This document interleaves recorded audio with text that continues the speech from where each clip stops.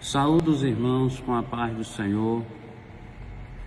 Quero agradecer a Deus por esse privilégio de comentar essas lições do segundo trimestre de 2025. Quero agradecer aos irmãos que oraram, todos os irmãos que oraram em favor que essa lição pudesse ser concluída. E aqui nós vamos começar agora, dia 6 de abril, a primeira lição, que vai falar o primeiro milagre de Jesus. E quero agradecer o pastor presidente, quero agradecer os comentaristas, pastor Jean, professor Lorival e todos os professores do campo da EBD. Sinto alegre, fico feliz em escrever essas 3 lições que é para o trabalho da obra do Senhor. Eu quero desde já começar a ler alguns trechos da lição, da primeira lição, que vai ser extraída agora no dia 6 de abril, que tem por título O Primeiro Milagre de Jesus. O primeiro milagre de Jesus. Nós vamos estudar os milagres de Jesus. São muitos, mas eu escrevi alguns aqui para os irmãos lerem e entender como Jesus é maravilhoso. Ele opera maravilha, ele faz muitas obras na vida do ser humano. Quero também agradecer todos os irmãos que vão assistir esse vídeo, todos os internautas, que Deus possa abençoar cada um dos irmãos e possa entender esses trechos importantes da lição. Em primeiro lugar, aqui vamos falar o primeiro milagre de Jesus. Na segunda lição, nós vamos falar Jesus acalma a tempestade e liberta o gadareno. Na terceira lição, a cura do filho do oficial do rei.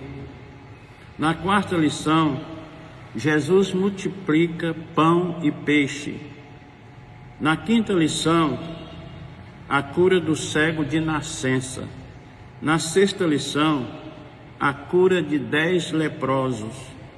Na sétima lição, Jesus cura uma mulher com hemorragia e ressuscita a filha de Jairo. A oitava lição, a ressurreição de Lázaro. A nona lição, a cura do paralítico de Cafarnaum. A 10ª lição, a cura de um surdo e gago.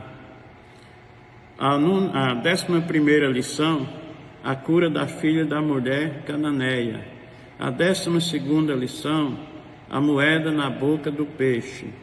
E a 13ª, que é a última, a figueira que secou. Nós vamos decorrer desses 3 meses aí sobre esses títulos importantes que Deus nos deu para escrever, para nós ser eficiente na obra do Senhor.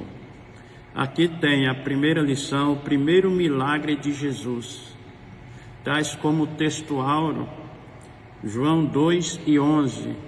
Jesus principiou assim os seus sinais em Caná da Galileia e manifestou a sua glória, e os seus discípulos creram nele. Nós vemos aqui o princípio dos milagres que Jesus operou. Verdade prática. A missão de Jesus é uma obra de felicidade. A intenção dele é trazer júbilo e alegria aos corações. Então, toda a vida, a intenção de Jesus foi de trazer alegria, trazer paz, trazer bonança, trazer fartura na casa dos crentes. Aqueles que acompanham Jesus sempre vai ter essa glória, essa maravilha na vida, né? Nós vemos aqui que a leitura bíblica em classe se encontra em João capítulo 2, versículo de 1 a 12. Eu não vou ler para não tomar tempo, está aí na lição. Nós vamos já começar aqui a fazer a introdução, né? E vemos aqui os objetivos geral O objetivo geral é discorrer sobre o primeiro milagre de Jesus. Muito importante, o primeiro milagre de Jesus. A primeira glória, né? A primeira maravilha que Jesus operou.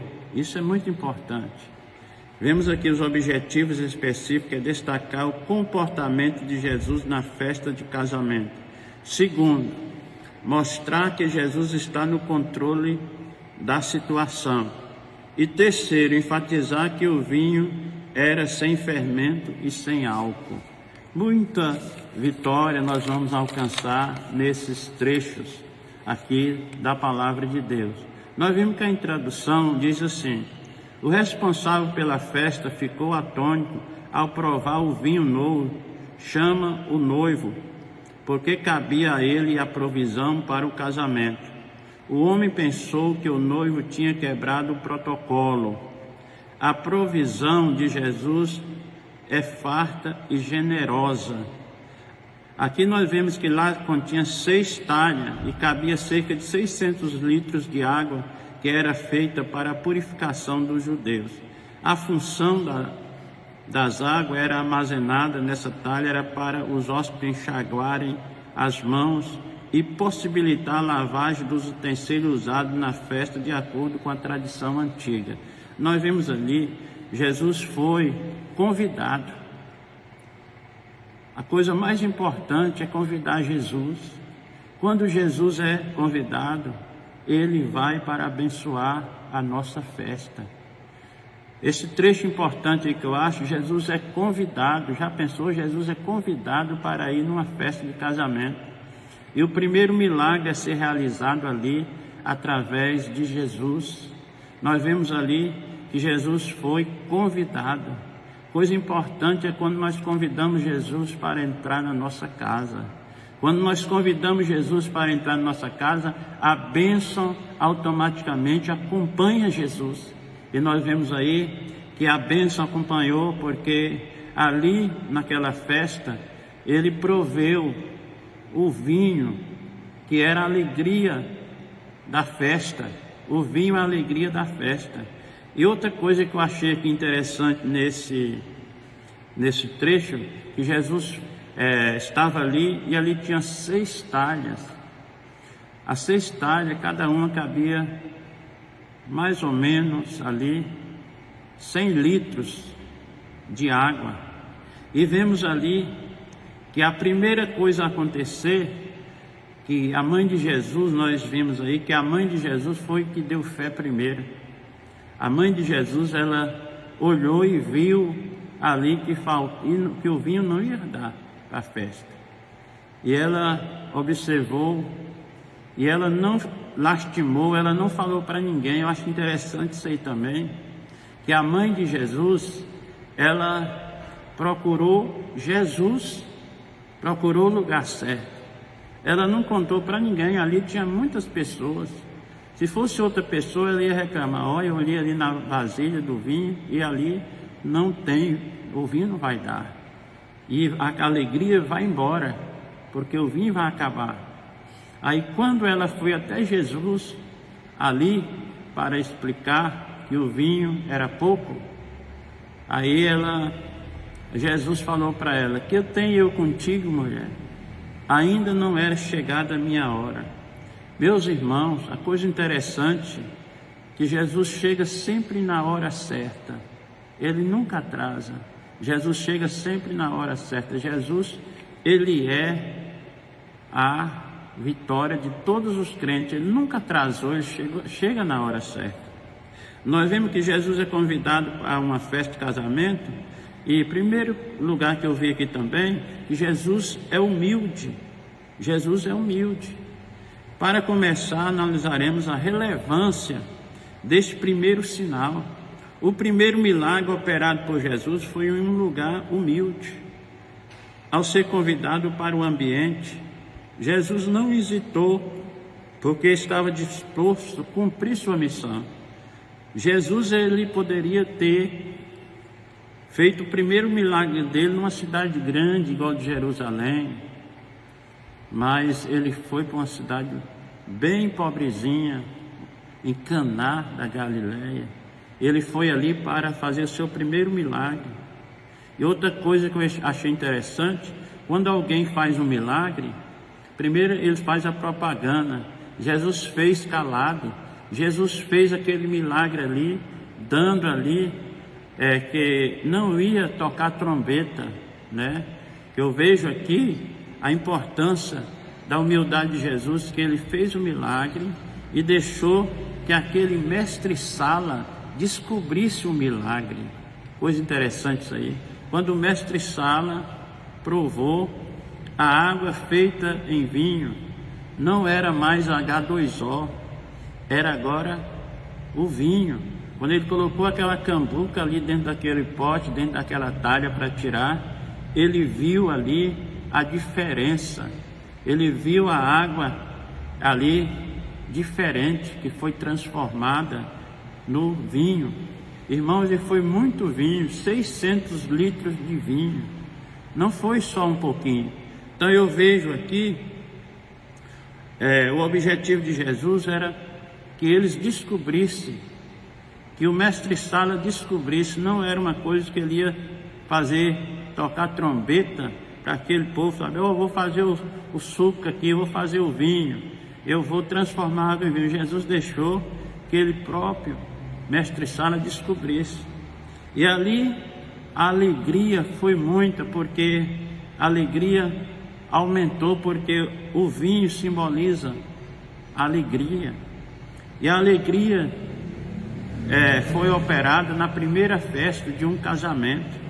Então muitas pessoas hoje têm deixado a alegria ir embora do casamento. Muitas pessoas hoje têm deixado a alegria, que é o vinho. Mas Jesus está aí para transformar a água em vinho em qualquer casamento. O casamento é uma coisa abençoada por Deus. Nós vimos aí que Jesus foi operar o primeiro milagre dele em uma festa de casamento. A coisa maravilhosa, né, irmãos? Nós vemos aí. Jesus é convidado especial. Jesus, ele convida, né? Convidado, aliás. Jesus é convidado para trazer a bênção para a nossa vida. Então nós vemos aí, meus irmãos, nesse primeiro tópico, que Jesus é humilde, Jesus é convidado especial, e ele nunca deixa o homem triste, porque quando a primeira situação aí que ele viu, tem alguém que pode dizer assim, mas ele respondeu mal a sua mãe. Não, Jesus não respondeu. Maria sabia, e Maria também, ela não ficou desorientada, ela ficou a fazer tudo que ele vos disser. Então isso é muito importante. Maria compreendeu totalmente o que Jesus estava fazendo. É bom quando nós entendemos, né, irmãos? É bom quando nós entendemos o que Jesus fala. É bom quando nós entendemos o que Jesus diz para nós. Porque quando não entendemos, pode gerar uma confusão. Maria entendeu o que Jesus queria dizer. O mestre-sala entendeu. Os serventes que foi colocar ali a água nas talhas, eles entenderam o que Jesus falou. Uma coisa interessante, porque a maioria das vezes, quando a pessoa não entende, causa um transtorno. Já pensou, quando você fala para alguém 2 ou 3 vezes, a pessoa que está ouvindo não entende, causa uma confusão e já começa a achar ruim, né? Nós vemos no nosso cotidiano. Mas Jesus falou tão severamente, Jesus falou tão importante, categoricamente. Jesus falou e o pessoal ali entendeu, a mãe de Jesus entendeu, o servente entendeu, e ali foi feito aquele grande milagre através de Jesus Cristo, Filho de Deus.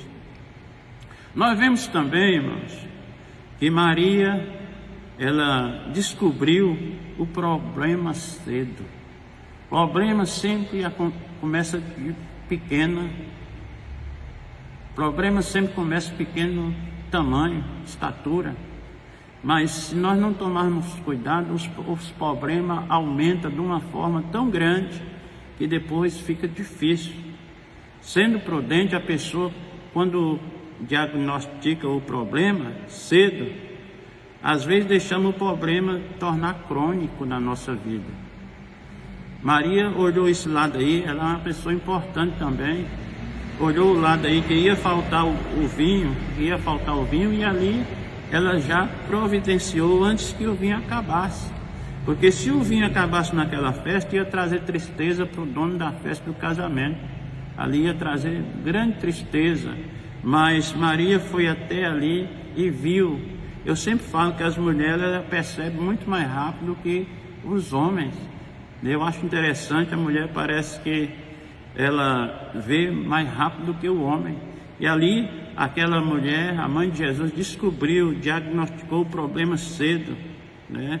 E qualquer coisa que nós descobrimos mais cedo, é mais fácil de nós contornar a situação.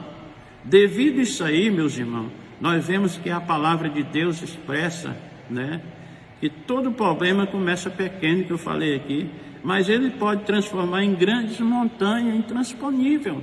Se nós não tomarmos cuidado, aquela fagulha que podia ser apagada com um sopro, agora pode causar um grande incêndio. Não faça como a avestruz. A avestruz é um pássaro maior, é o pássaro maior da face da terra. Ela é muito grande, elas gostam muito do deserto.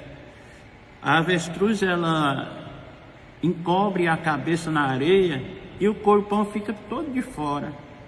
Tem muitas pessoas que querem cobrir o problema, mas problema não se encobre, problema tem que ser resolvido, problema tem que procurar resolver enquanto mais cedo, não deixar ficar velho. A avestruz, ela cobrindo a cabeça, para ela está tudo legal para ela, mas o corpo aí todo mundo vê. Então nós vimos aí o fracasso em evidência. Sempre devemos estar atentos aos problemas. Devemos levar os nossos problemas para quem? Para Jesus. O problema é resolvido, só quem pode resolver o nosso problema se chama Jesus. Só Ele pode resolver os nossos problemas. O culpado para o problema e começa a tecer crítica, espalhar boato. O inflamador sempre carrega um galão de gasolina para incendiar os problemas. Fica mais difícil a situação. Então, fracasso em evidência, muitas pessoas hoje, em vez de resolver o problema, sai tecendo o problema, sai falando o problema. Não conte seu problema para ninguém a não ser Jesus. Só a única pessoa que pode resolver o seu problema, você não pode estar falando para todo mundo. Só quem pode resolver o problema é seu. O sonho é seu. Você conta para quem você quiser, mas para que você contar o seu sonho para quem não vai resolver o seu problema? Então, o que eu vejo aí, tempo certo para Jesus agir.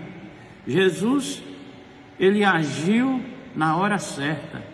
Jesus agiu na hora certa, naquele momento que ele mandou colocar as talhas. Quando o mestre Sala foi provar o vinho, ali foi provar aquele vinho, eles até reclamaram: olha, todo homem dá primeiro o vinho bom, e você guardou o vinho melhor para você dar por último. Porque o vinho que Jesus faz, irmão, é melhor do que esse que faz na fábrica. O vinho que Jesus faz é bem melhor.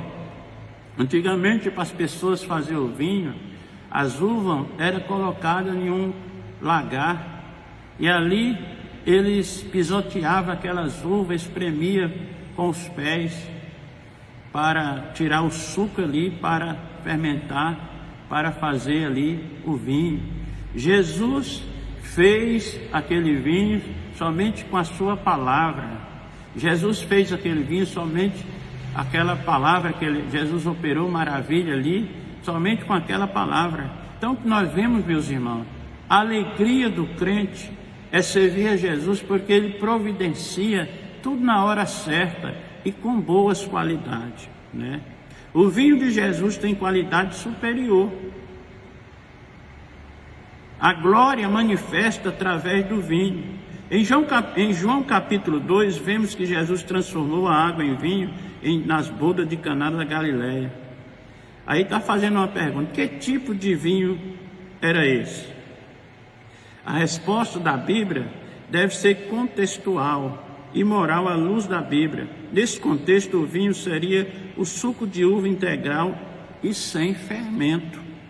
Os dados que se segue apresentam fortes razões para a rejeição da opinião que Jesus fez o vinho embriagante. Muitas pessoas entendem que Jesus fez o vinho embriagante, mas Jesus não fez o vinho embriagante. Jesus fez o vinho sem fermento. Jesus fez o suco puro da uva. Jesus, ele sabe, irmão, pisar no lagar. Jesus sabe, Jesus conhece. Jesus vê a necessidade. Ele olha muito adiante da nossa visão. Deus é maravilhoso, Ele opera, Ele dá força, Ele é o Senhor, Ele faz tudo, meus irmãos. Ele dá para nós aquilo que Ele quer e na hora certa. Nós vemos aqui que Jesus trouxe paz e não desavença. Jesus viu a necessidade. Jesus viu a necessidade daquele anfitrião, daquele homem que estava pagando a festa daquele casamento. Então, para que nós ficar preocupados?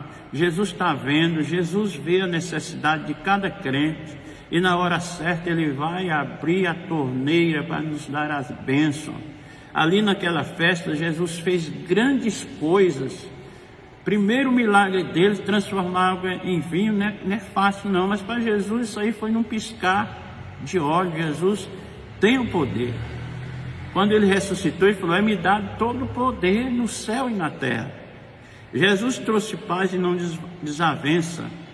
A abstinência do vinho embriagante era uma exigência para todo sacerdote. A Bíblia fala no desempenho dos seus deveres religiosos. Aqui nós vemos: esperava-se de cada um que fosse vaso santo de Deus e das pessoas que deveriam ensinar solenemente o caminho de Deus. A violação desse preceito era tão grave que encarretava a pena de morte se alguém ficasse bêbado. Esta lição é clara. Deus considerava qualquer quantidade de bebida embriagante incompatível com os seus elevados padrões de piedade. Nós vimos aqui que é sábio discernimento e sensibilidade para a liderança do Espírito Santo. Então, tem pessoas que ele veio do mundo, ainda tem saudade do vinho e embriagava lá no mundo. Pois vemos aqui que muitos remédios hoje contêm um pouquinho de álcool. Nós vemos, meus irmãos, que muitas pessoas hoje, eles gostam de tomar biotônico. Biotônico, ele contém um pouquinho de álcool.